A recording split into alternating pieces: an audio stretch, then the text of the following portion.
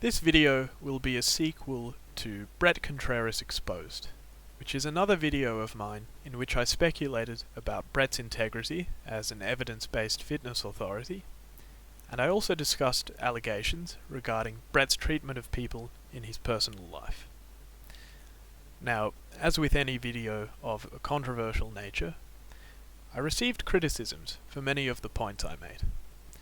And having sat on the matter, I really do think I should clarify the main concerns people have, because while a lot of it isn't really worth addressing, like all of the misogynistic ad hominem attacks, people saying I'm jealous of Bret, or that I'm gossiping like a woman, which can I say is an interesting defense of a man who literally trains women for a living, I also received some legitimate criticisms, which I really should talk about, because I honestly can understand where a lot of it is coming from, having also been a big admirer of Bret in the past.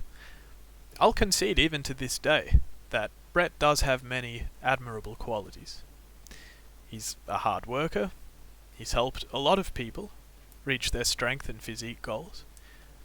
By and large, I think he disseminates good bodybuilding and strength training information. He has a lot of interesting and unusual insights.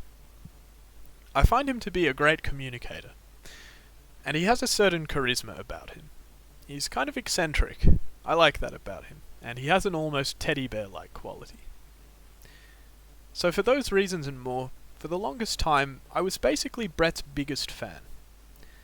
I was happy to financially support him by buying his books. For example, I have Strong Curves and Glute Lab in my possession, which to this day I still think are good books. I read lots of articles by Bret, and I listened to podcasts featuring him. And I was happy to recommend his works as a resource to people getting into working out. So naturally, for me, it came as a big shock when all of these not-so-good things surfaced. To recap my first video, Bret lashed out against Barbalio for publishing the squat versus hip thrust study, with all of this personal invective about how Barbalio doesn't look like he lifts weights. Bret's ex, Sohee Lee, who is herself an evidence-based fitness professional, came out and alleged that Bret was an abusive partner.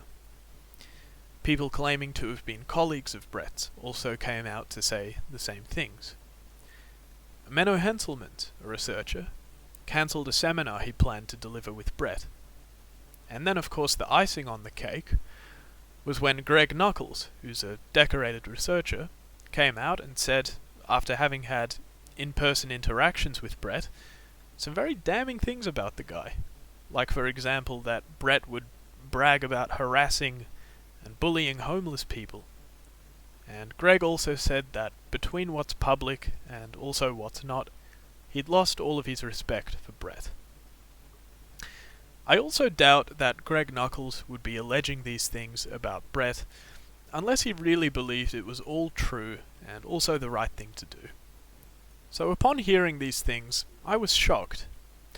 And that shock led me to start working on a video basically to turn things over in my mind. I made that first video to work out my thoughts.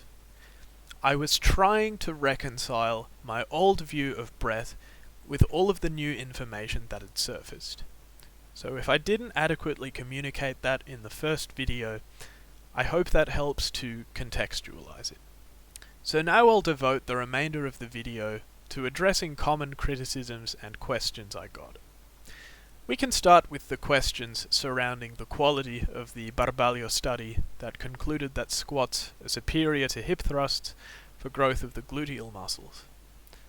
Several people asked in the comment section of my first video, "Hey Solomon, are you aware that the Barbalio study is fraudulent?" And to answer that now, the answer is yeah. I've known about the issues with the Barbalio study for quite a long time now. So I was in correspondence with Greg Nuckols after I posted my first video. I reached out to him, and he said to me, "Hey Solomon, just so you know, there are issues X, Y, and Z with Barbalio's studies. and he informed me that he, along with some other researchers, would be calling for Barbalio et al. To explain the improbable data patterns in their research.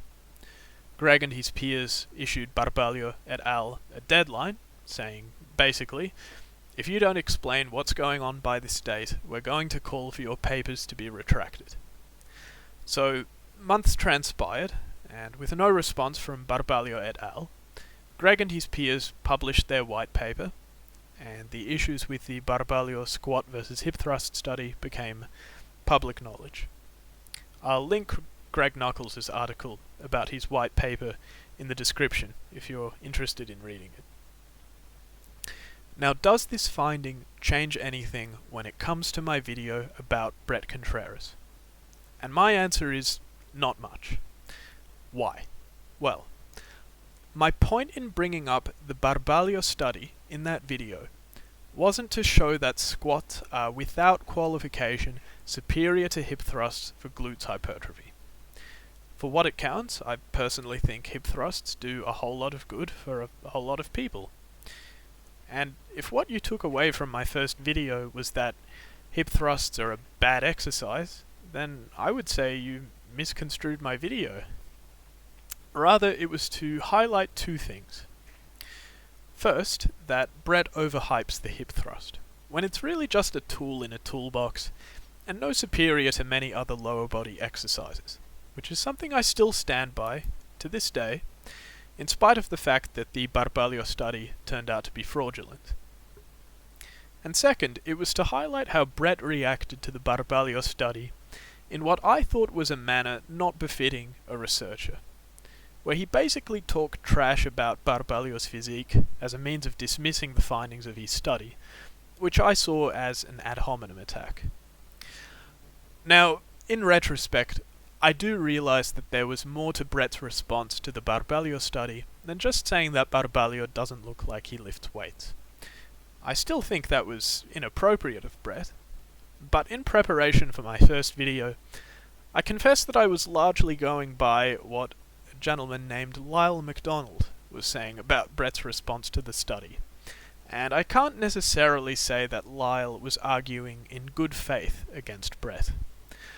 Perhaps a more charitable interpretation of Bret's argument would be something like, the results of the Barbalio study run so counter to common lifting experience that you'd have to have never stepped foot into a gym to believe them. And then perhaps Bret just said that Barbalio looks like he's never stepped foot into a gym for a bit of flair. Now, some people took issue with my jab that it's kind of ironic that Bret should criticize Barbalio's physique when Bret hardly has the most impressive physique himself. And I should clarify that, because some people took it to mean that I was just making a mean-spirited comment about Bret with no overarching point. That was definitely not my intention. And for what it counts, I don't think Bret has an unimpressive physique, at least compared to naturals.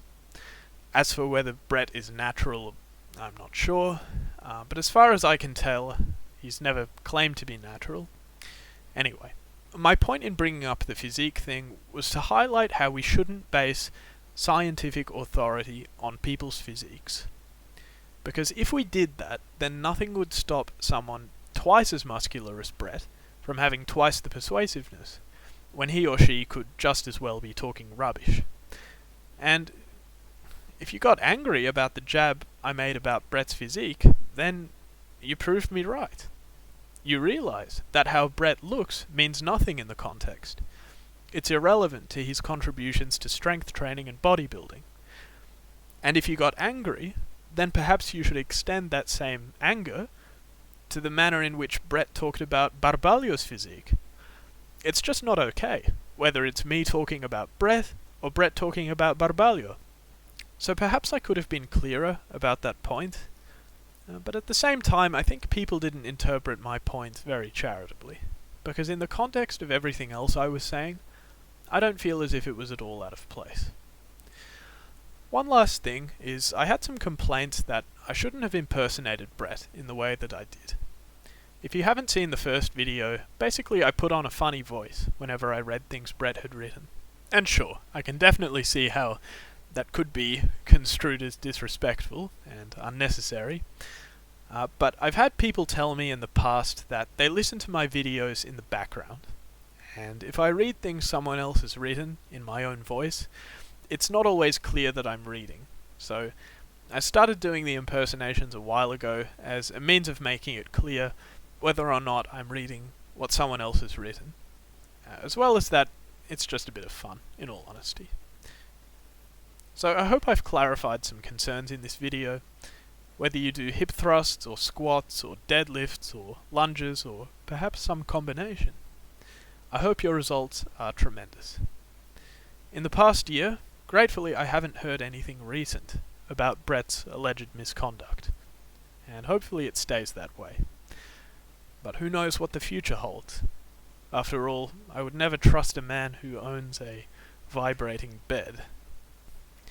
Well, that's all. Take care, everyone. Goodbye.